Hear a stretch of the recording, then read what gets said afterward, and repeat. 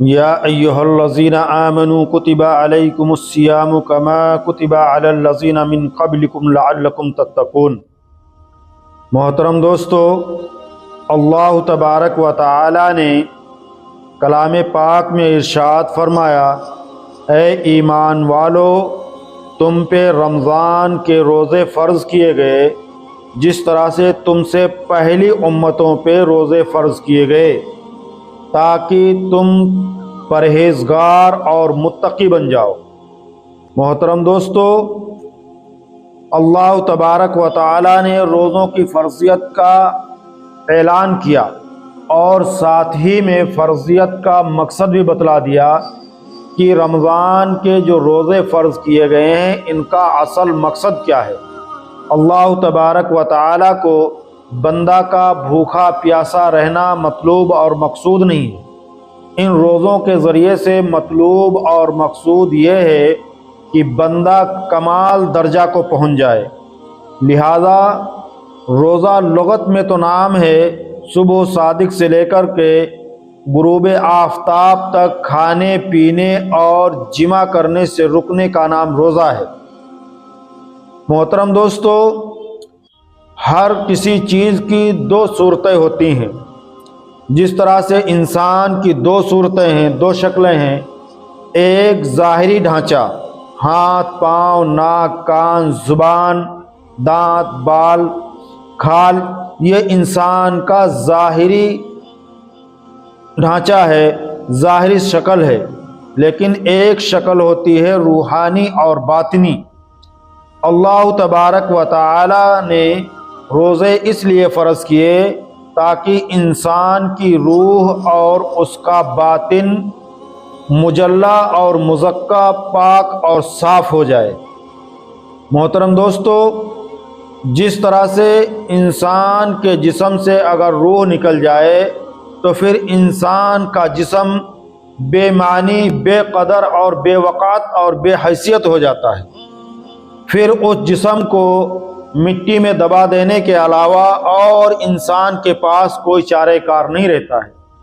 اسی طرح سے روزہ کی بھی دو شکلیں اور دو صورتیں ہیں۔ ایک ظاہری صورت ہے کہ بندہ صبح صادق سے لے کر کے غروب آفتاب تک کھانے پینے اور جمع کرنے سے رک جائے، تو یہ ظاہری روزہ ہے۔ لیکن روزے کی روح اور روزے کی غذا کیا ہے؟ وہ ہے اللہ تبارک و تعالیٰ کے احکامات پہ پوری طرح سے عمل کرنا اور اللہ کے ان احکامات سے رک جانا جن کو اللہ تبارک و تعالیٰ نے کرنے سے منع کیا ہے۔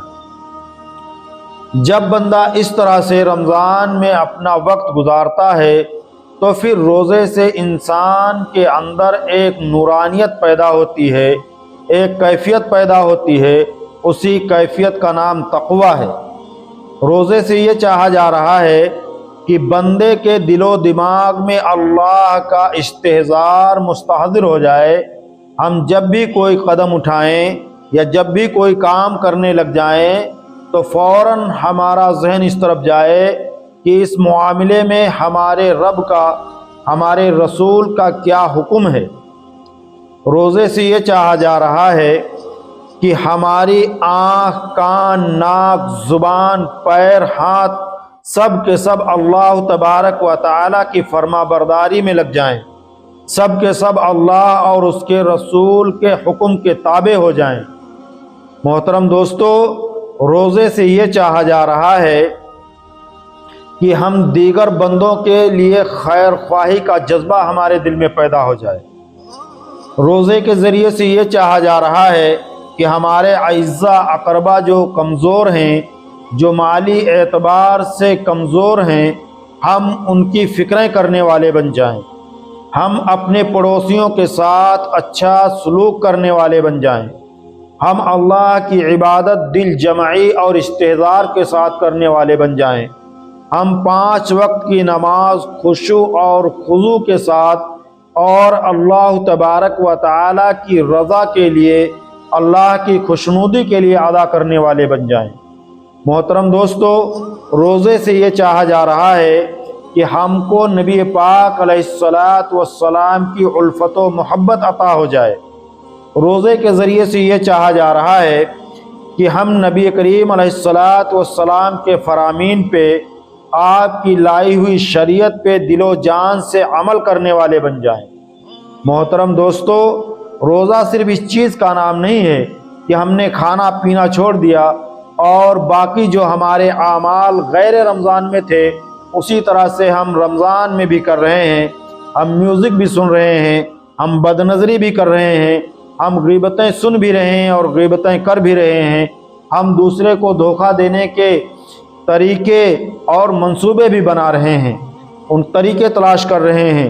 محترم دوستو، روزہ اس چیز کا نام نہیں ہے۔ روزہ نام ہے ان تمام چیزوں سے باز رکھنے کا۔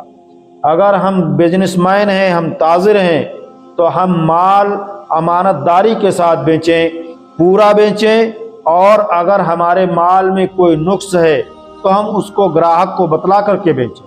روزہ سے یہ چاہا جا رہا ہے کہ ہم اپنے رشتہ داروں کے ساتھ حسن سلوک کریں۔ محترم دوستو، اللہ تبارک و تعالی سے دعا کریں کہ اللہ تبارک و تعالی ہم سب کو رمضان اپنی مرضی اور نبی پاک علیہ الصلاۃ والسلام کے طریقے کے مطابق گزارنے کی توفیق عطا فرمائے۔ ہمارا رمضان اس طرح سے گزرے کہ اس رمضان میں اللہ تبارک و تعالی ہماری اور آپ کی مغفرت فرما دے۔